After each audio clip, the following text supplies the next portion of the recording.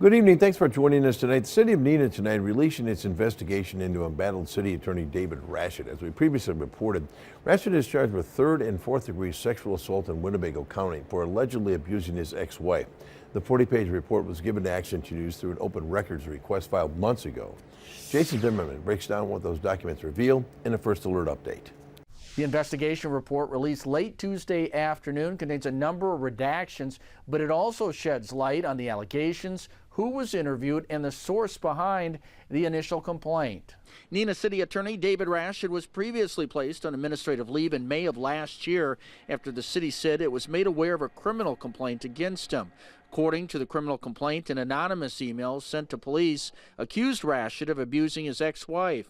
In August, attorneys for Rashid asked the judge to dismiss the case, claiming there was a lack of probable cause for the felony charges. However, the judge refused that request.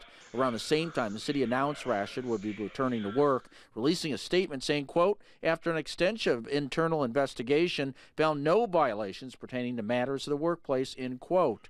Attorneys for Rashid declined an interview with investigators, but submitted a statement to them saying, quote, I believe that it is important for you to note that the source of the anonymous email that alleged David abused his wife, thus prompting this investigation, was revealed during testimony at the preliminary hearing.